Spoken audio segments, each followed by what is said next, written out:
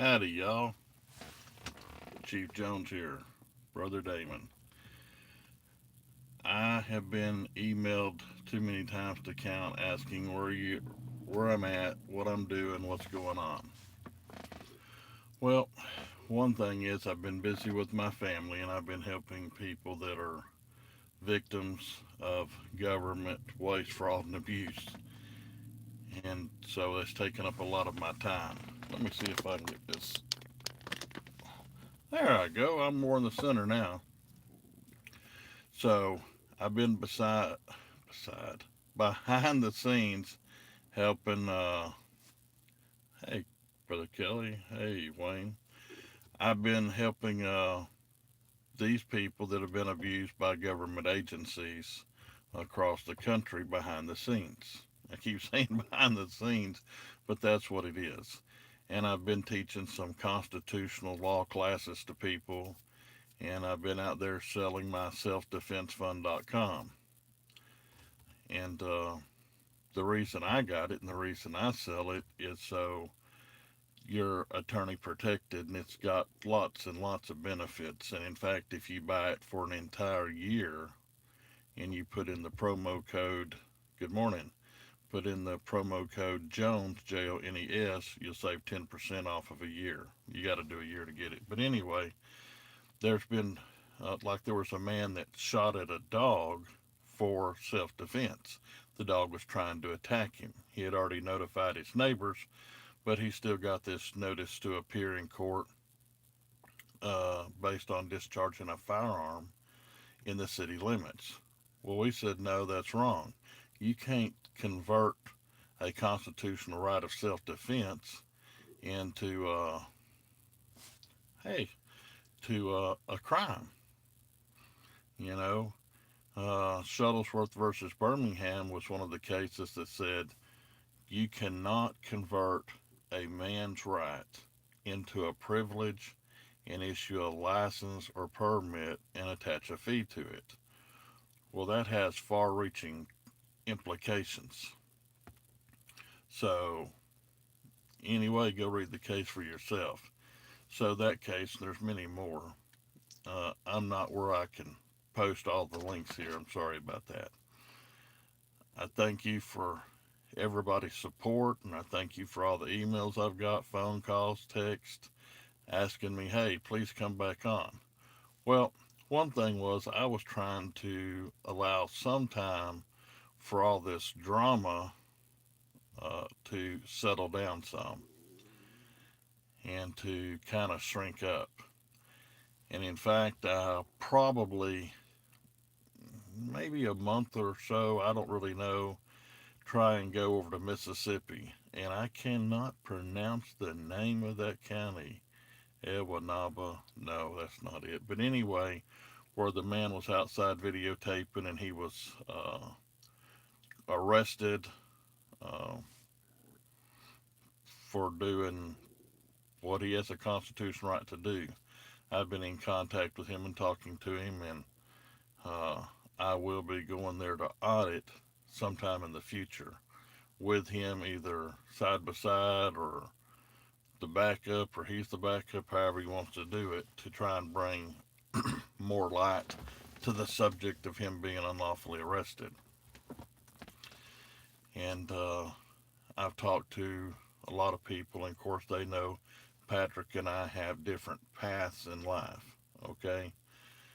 Now, what happened to him up in Oklahoma City was just flat wrong. And I told people, hey, that's flat wrong.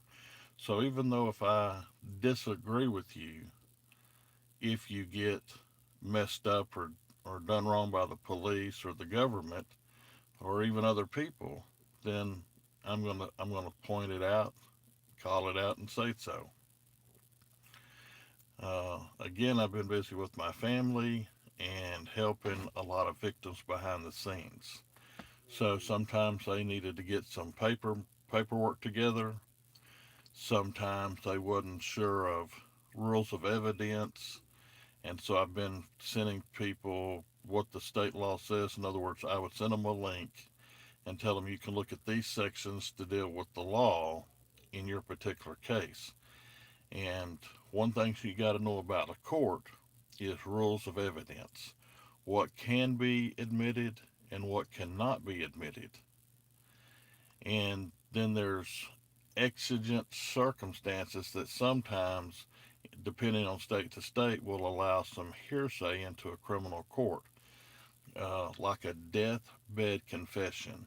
The theory is behind a deathbed confession is, or statement, is when a man or woman is dying and they believe they're dying and they say so, or you ask them and they convey to you in some way, I'm dying. And then they say this or that or the next thing happened. Well, then the people that hear it can go into court, even though it's hearsay, because they refer to it as a dead man's confession or dead man's statement.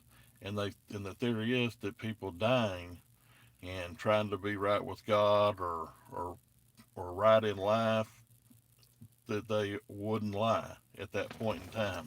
Now, there's probably some few people here and yonder that will lie all the way to death, but that's the theory behind it, and it normally proves out to be correct. So sometimes people will confess to crimes to get it off their chest and be right with God and the world at the end. Uh, Perhaps uh, hearsay would be brought in by somebody that told the police something was happening, and the police went and corroborated it. They might say, well, this is how the investigation came about. This is how it was developed.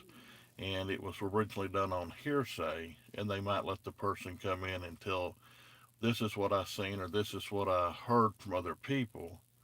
And so it was suspicious, and I told law enforcement, and they corroborated it. There may be some other cases. Like I tell people all the time, I'm not an attorney or judge. Don't want to be. I'm just a guy that has been around a really long time studying law and been in and out of court cases. Hey, if you can give me a thumbs up, I'd appreciate it.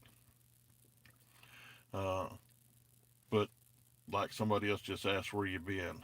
Well, I won't say go back to the beginning and listen, but I've been helping people behind the scenes, and also I was letting some of the drama die down.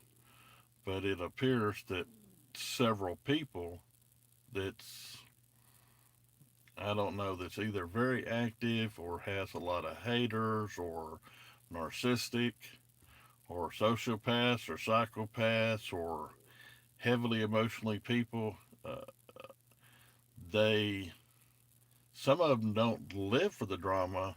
They just are doing their thing. Uh, they're just doing what they do, but everybody creates drama about them. So it's a drama zone. Well, you know, I will admit I got caught up in it a little bit. Okay, what I'm saying a little bit, as in when some people would basically snap at me, I was doing it for self defense. So I was coming out saying, calling it out, saying, this ain't right, that ain't right, this is what's going on. You should do that if people's lying on you, okay? But even me replying, people turn that into more drama. And so I guess I was gaslit several times by people. And at some point, I got to where I just said, hey, some people ain't got nothing better to do in life other than criticize other people and everything they do. They just don't seem to find good in nobody. But people ask me all the time about traffic stops. And some people, that's the only time they come in contact with a cop. It's on a traffic stop. So here's some secrets or some valuable knowledge. Police are taught that even though you have a motor vehicle code or transportation code, whatever you got in your state, cops are taught look for burnout tail lights, uh, headlights, these sort of things, because then that gives them probable cause to stop you under the code. The most often missed things by people are a tag light. Okay, so you're usually going to see your headlights or taillights, they're working. That's going to be pretty obvious. But your tag light is not. So that allows the police to stop you for a fishing expedition. On the face of it, it looks like could be a legitimate stop. However, they can always give you a verbal warning or a written warning. But what it does is it lets them make contact with you. And when they make contact with you, then they get to run you for wants and warrants. What's a want? Could be a person of interest that might be a witness or may have been part of the crime or something along those lines. So, wants or warrants. So, I'd say probably 1 in 3 people that stopped with a tag light out has some warrant out against them.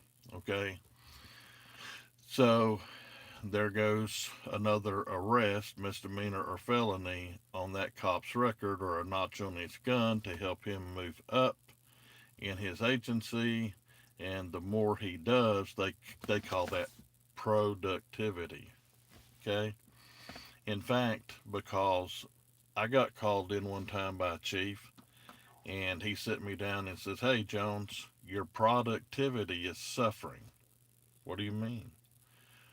Well, you just don't have that much activity. And I said, "Well, yeah, I patrolled every street in the city, most of them 3 or 4 times, some 8 or 10 times. I went by the businesses, I went by the residential districts. I seen a lot of people, talked to a lot of people. What are you talking about?" "Well, your traffic stops are light." "No, I probably have more traffic stops than anybody else here, but I have less tickets. I have a lot of warning tickets, and occasionally we run out of those, and I do a verbal."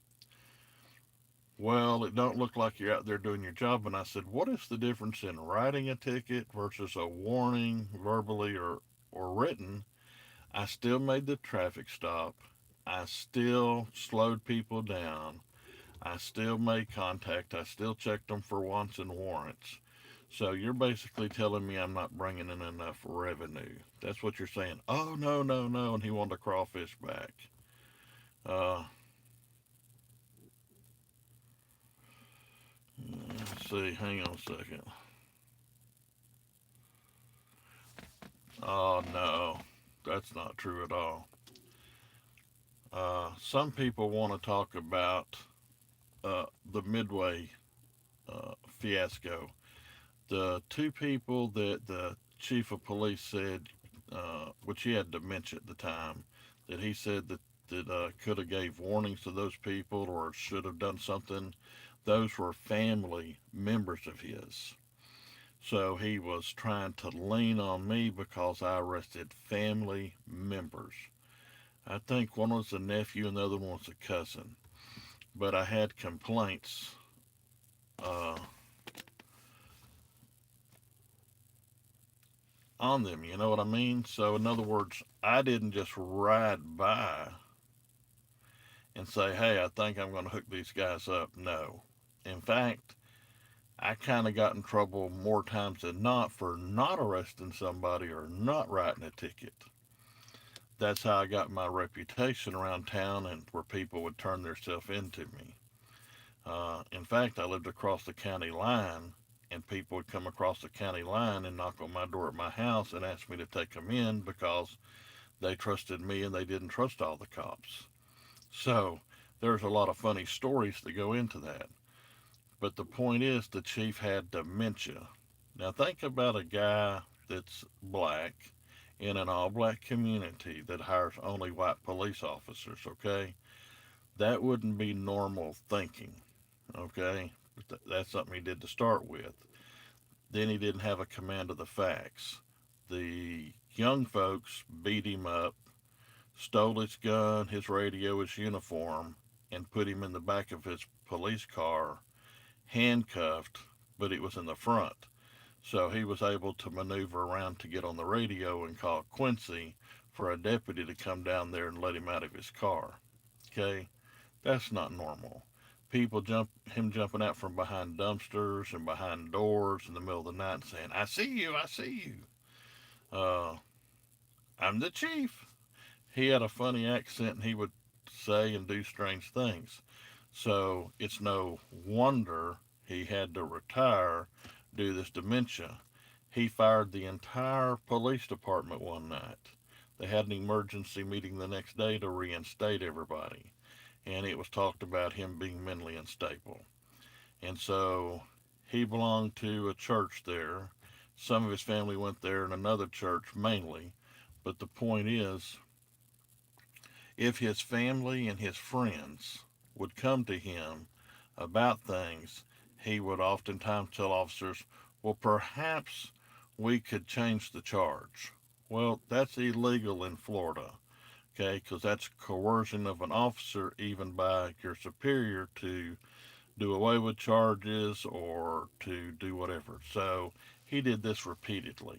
But in these two particular arrests, these were family members. So, good old boy politics. Well, that's my family. But he didn't write that in that letter that was family. Okay? So, that's that. Uh, that's been out there for a while. I've talked about it in the past. But anyway, uh, what I'm trying to tell you is okay, you have a cracked windshield, depending on your state.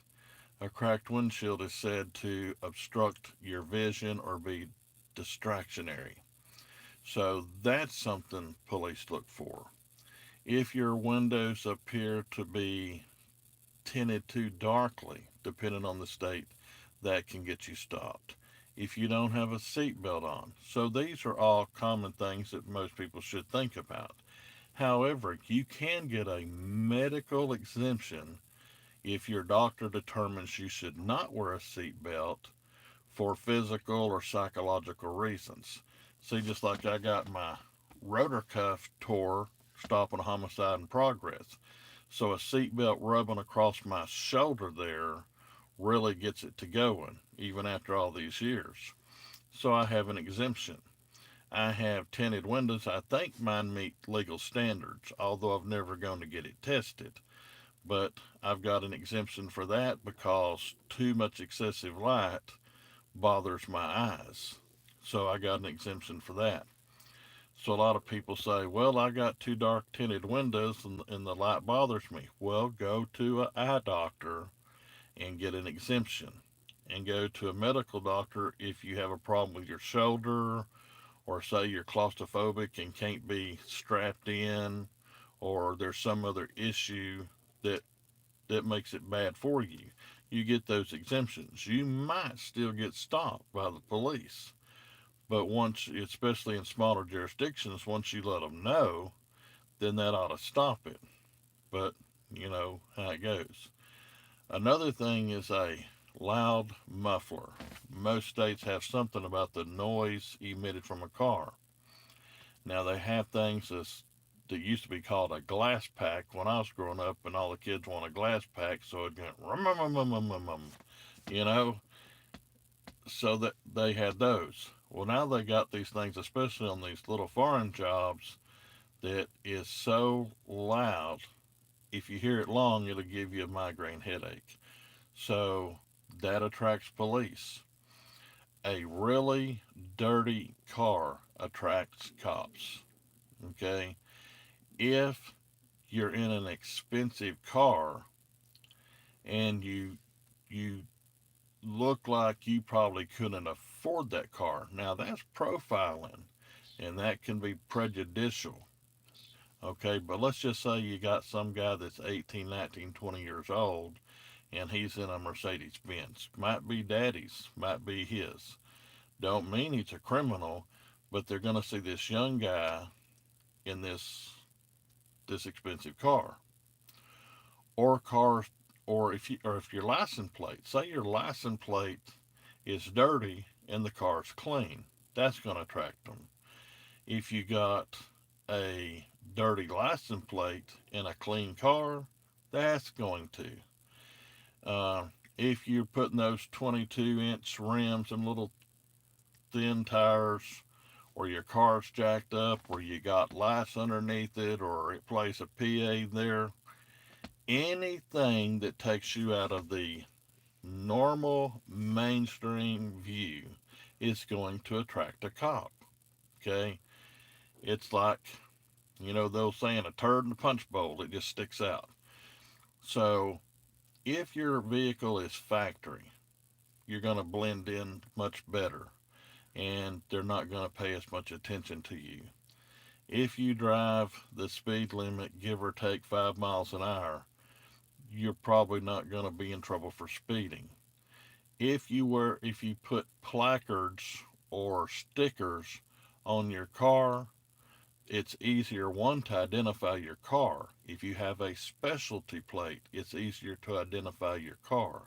If you have a license tag or other thing on the front that says save the world, save the whales, it's just identifiable. Okay, it doesn't mean that you're going to get pulled over, but if somebody says you did something and they're trying to find you, even on a false accusation, these things make your vehicle stand out. I had somebody one time, and it was a popular car. Can't remember exactly what it was, but I remember them saying, "You'll know it because it's got flames going down both sides of it." So I sit out in the median and I looked, and biggest day, there come a car with flames. There was no mistaking it. Okay, so things that make your car special and unique, or your truck, sticks out to cops and they remember it. So say if you go down to some place and your car really sticks out, they're going to notice it. When you come back by, they'll see it again. And every time they see that car, it marks it in their mind. I keep seeing that car around. Then they watch the neighborhoods you go into, who rides with you in the car, and over a period of time, they draw a conclusion: you're either okay or you're a bad egg. And a bad egg, they're going to scrutinize everything and they're going to find a reason to stop you. Okay? So anything they come up with distracted driving, like, well, I seen him doing something on his phone. If they got that law in their state, they're going to pull you over. If you weave in the lane, and probably 90% of the people sometime during their driving day do some weaving, because they're driving down the road and either their tires or the road or the wind or something causes them to shift to the left or right or back and forth a couple times, or they turn the radio on, or they do something in their car momentarily, and it makes them go, maybe they stay within the lines, but they're still weaving. So that gives the police probable cause to pull you over, because you could be intoxicated, you could be under the influence of a narcotic, you could be sleepy, you could be fatigued, you could be having a health issue. So it's not necessarily always for intoxication. Now that's what's going on the top of their mind, but they're saying it's safety, period. I watched this video a while back where they got a welfare check and this cop shot up this woman, you know, and he was worried about what was going to happen to him versus was she going to live or not. That's not really normal thinking. You know, if in of course he's saying it's accidental, but it it was a lot more to it. But anyway, the point is, if I was on the job or in private capacity, either way, if I had have accidentally shot somebody, no matter what, I wouldn't be thinking automatically, I'm going to go to jail, I'm going to go to prison. I'd be thinking, how can I help this man or woman? I need to get an ambulance on the way. I need to stop the bleeding. I need to keep them conscious and try and don't move them around, and try and see what they're telling me, and do the best I can to take care of them. Okay, we were taught that even if it's a bad guy and it was a shootout and he was shooting at you and you shot him, once the threat was eliminated, then you had a duty and a responsibility to see to their welfare, their ABC, airway, let's see, airway, breathing, circulation. I think that's it. I'd have to look back. But anyway, you made sure their vitals were okay and you did everything you could. And I think it's ambu bag. We carried them in our cars. And then because of AIDS, HIV, then we had a thing that was about so big around that was about so thick that would go in their mouth and your mouth on this side, so their body fluids wouldn't get on you. And sometimes when they're coming around, they'll throw up. So it's a protection. So it's a one way thing. When you're breathing in, then it does that. And when they breathe out or something, it goes out another way. That's the best I can explain it to you. But, they got these red flag laws that are coming in. And I don't agree with the red flag laws the way they're being written. I believe in red flag laws, just not the way that they're currently written.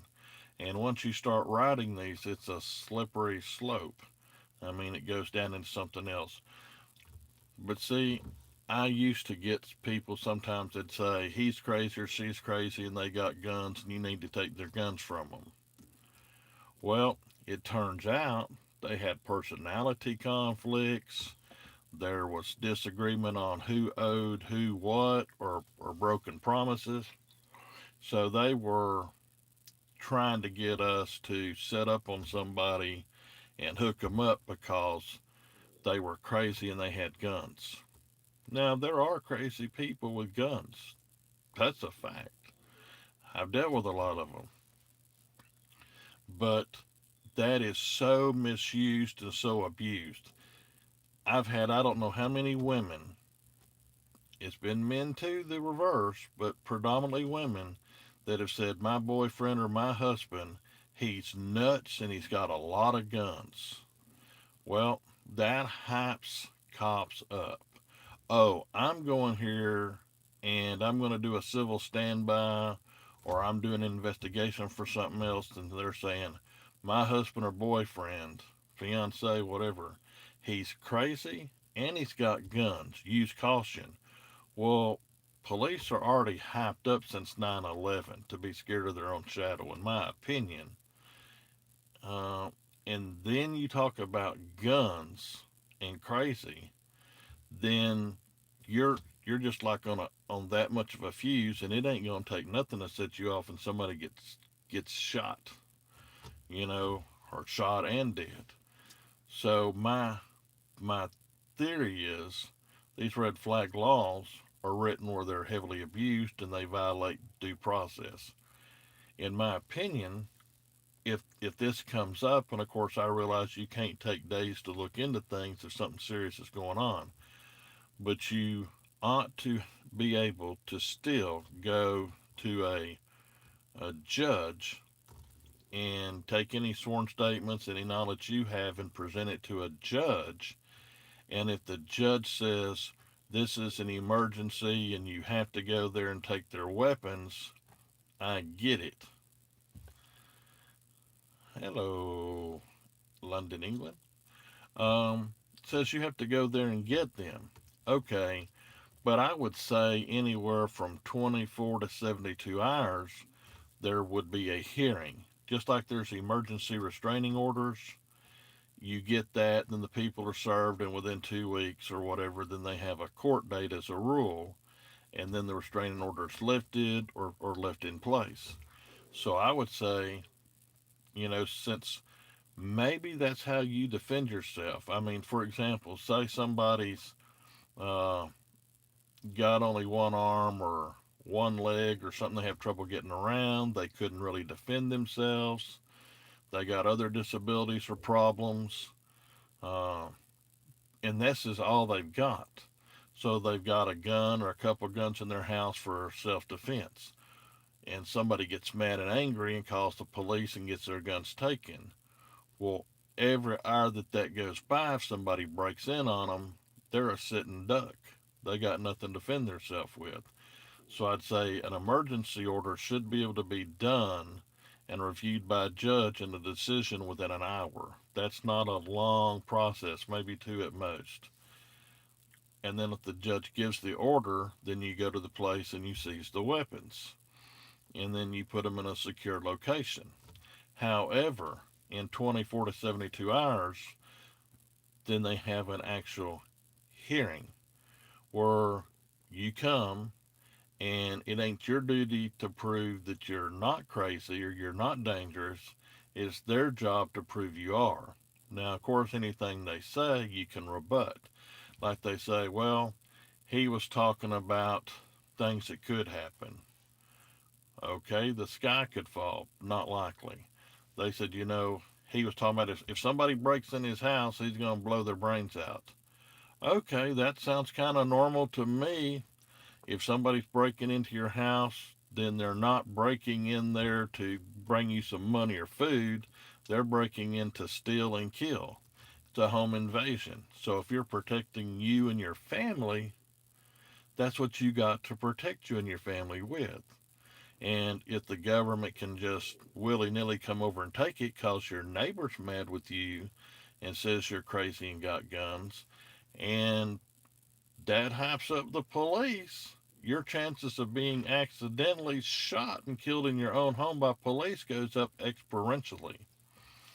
So remember this, just like burglars, the doors in your house go inward. It's easier to kick it in or to force it in inward. If you reverse it where the door has to come out, it's much harder to pry it open than to kick it in. And the door, if it's made out of reinforced metal or steel or other good metals versus a wooden door, you're a lot safer. When you go around the frame that the door's only going to be as strong as the frame. So if the frame is not reinforced, and some people I know they've got steel doors or metal doors, whatever you want to call them, and then they got steel reinforcement around it, and it's anchored into the home itself. So there's little chance anybody's going to defeat it, but if they do, they're going to be there a little bit. Well, in that amount of time, you might escape some other way if you want to escape, or if there ain't no way to escape, at least you got time to prepare and get your hiding place and get your gun or your ammunition, bow and arrows, whatever you have to defend yourself and your family. Windows. When windows are lower, then most people can stand outside your window and be this height or better to see in the windows, to get in there somehow. A lot of people have what they call high rise half windows, which is the windows about like this here. And if a man or woman is standing outside, they can't see inside. So they don't can't see if you got anything to steal, but it still lets light in the house.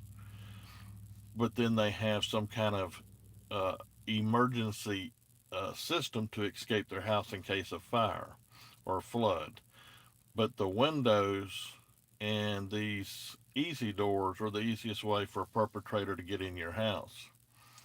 So reversing your doors and reinforcing the frame is excellent. If you have windows and you're already stuck with what you have, you can get a metal uh, on the bottom half of the window where there's a bottom half and a top half. The bottom half, if you fix it where it is metal across there or something else that's strong, then they have to get up over that to get in the house. So now they only have half as much room, and the window is reinforced at the bottom. At minimum, a stick or something there to reinforce it because they'll just bust the glass and reach in there and unlock it. And a lot of good burglars use glass cutting tools, and they'll take that and they'll cut the glass where it doesn't break, and they'll reach in there and undo the lever and let the window up. But if it has a diagonal pole in there, that can't happen. And a lot of people have glass doors, and glass doors are notorious for people to being able to put some suction cups on them and do them out and jiggle the lock loose and put them out. So, to me, I've got a friend that has glass doors, but he has a metal slide. It's almost like you see on some of these buildings where you pull it up and down on trucks or on buildings where it rolls up and down. He's actually got a roll, and when he's done for the day, he pulls that roll across there and locks it. Okay, this same guy, not only does he have a steel reinforced door, but he has the bar he puts across it in his front and back door. Okay, his his he has these things that are this big that's at the top because he had talked to me and asked me if he's not wealthy, but he's got some money and he was building a house, and he said, "What's the best way to build this house?" And I told him, "These are my opinions." I said, "But you've got to have more than one escape hatch to get out in time of emergency." So, and I said, they need to be manual, okay, because the electricity could go or what else. So, he has two doors, and it actually has a roller that's a manual roller, and it's grease good, so he rolls it and the door opens so he can get outside. And he's got two or three of those in his house where he can just manually roll it back, and it just goes outside. Uh, there are many other things you can do in your home for safety and security. You know, just like a lot of people will put dummy cameras up, but they've got a light that blinks on the top, causes people to believe it's real. I'd get the real thing, but they do have those dummy cameras. Uh, so that's one thing. The Pentagon did a study in the 1960s that says what scares bad guys? Light and sound.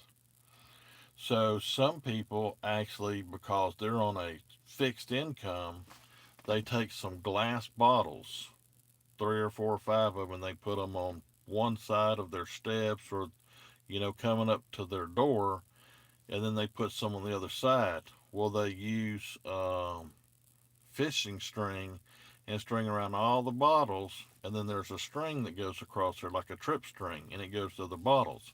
So if somebody's coming up there and they hit that, then it's going to make all them bottles make all kind of racket, and they're probably going to hit the road. And then of course there's these solar lights that you can have out front. So basically, if somebody's a motion light, so somebody comes up, you're going to get light. And then these bottles make the sound. Then they got things you can put on the back of your door. It's got like a little thing like this. Then it's a round deal, and I can't think of what that's called. But anyway, it's a motion uh, sensor of sorts. In other words, if somebody goes to open up your door, it'll put off 102 or 105 decibel sound. So if anybody even shakes the door or trying to get it open before it ever happens, it sounds an alarm. Then they got glass breaking detectors that can go off in your house. And a lot of this stuff will work by charging it up, but it's got internal batteries. So theoretically, even if the power goes off at your house, the internal batteries are still working. And the things that go on the door is just a regular battery. And you just turn them on and turn them off. Then they got a thing, so especially if you go to a hotel room, it's got two prongs that stick together, and you slide it in the door, and you mount your warning system right beside it. So if that door opens and them prongs go apart, it starts flashing and sends a signal out. I've got a lot of this stuff myself. I just had it here and there and everywhere else when I was doing some security consulting to people. I sold security apparatus. And some people's been asking me to go ahead and start selling security apparatus again. Stuff that I vetted, I use, I like, and I probably will do that, but it'll probably be sometime after the first of the year. And I do some consulting work, etc. Thanks from Canada. Um, there's a lot of things that people don't think of. Uh, if you were attacked, you'll usually always find me with two or more pins. Okay, this type of pin is not specifically designed for anything to be a pin, but if you have it like this and you poke out the end of it, then this end is a little bigger than some needles, but not gigantically bigger. Depends on the needle, and that will pierce the skin, and then that leaves the rest of the way for this here to go in. And I guarantee if you run that up somebody's nose, in their eye, or their ear, or their throat, even in the chest plate, they will let go of you. Okay? So, just a pin in your pocket, your shirt pocket, your pants pocket, pins are good. Uh, Now, on the other hand, they have tactical pins, which are far better, but there's actually Pilot makes a pin that is made out of steel, and it's fully steel. And to me, I always carry those. They actually will do just about as good a job. And I think people ought to have in their automobiles a safety kit because people that do wear seat belts, you can either mount it on your front dash or you can mount it on your door. They got these little mount kits. And so when you're in there, you can cut the seat belt. I had a cousin that got run over by a train in the 1960s because her car stalled out, and it was one of those even levels. They didn't have the warning lights, just the crossing sign, and her car wasn't completely just dead over the track, but there was a portion over it, and the car had stalled out. And uh, she was trying to get out, and her seat belt was jammed, and she couldn't get out. Now she had a seat belt cutter. Of course, you got to be preparing your mind for this. Then she could have cut it and been out of there. She could get her door open, but she couldn't get out. The train couldn't stop, so she went on to glory. So if you got that, and then of course there's a glass breaker on the other end. Well, I'm not going to break my own glass. No, but if a child was trapped in a car and it's 100 degrees outside, you do have a glass breaker on the other end of it. That's good to have on hand. A whistle. There are some whistles better than others, but if you keep a whistle, and some women carry them around their neck and put them in their shirts and you don't see them because a whistle will pierce your ears and usually make an intruder or a bad guy get scared and leave them alone. But it also attracts attention for long distances. That's why the bobbies in London always had the whistles. And in American police, probably until the early 1920s, they all had whistles. So when they'd hear these whistles, the other people would follow the sound of the whistle. And people's been told psychologically, if you need help, you don't say help, I'm being kidnapped. You say help, fire, fire, fire, and people will alert and come to you when you say fire, where they'll run if they say I'm being kidnapped. You know, so I'm going to try and do a series of these public safety suggestions or meetings, and then I'll be getting back to my audits probably close to the end of this year, first of next year. Just depending, I've got to make arrangements with various people to go various places, and so that's that. And again, I'm doing a lot of my stuff behind the scenes. I am helping several auditors. They're not talking about it, and I'm not talking about it because it's behind the scenes. So I either look up information, I do some checking around through my sources and resources and say, hey, this would be better than that, or this is some consideration you need, you know. And this is just off the top of my head. I'll be getting ready to go to church shortly, so I've got to cut this short. I thank y'all. God bless you. I hope y'all all have a great day, and you'll be seeing more of me in the near future, but probably not as much as you was for a while. But I'll try and do something to keep y'all up to date. Thank you and have a blessed day. Bye bye.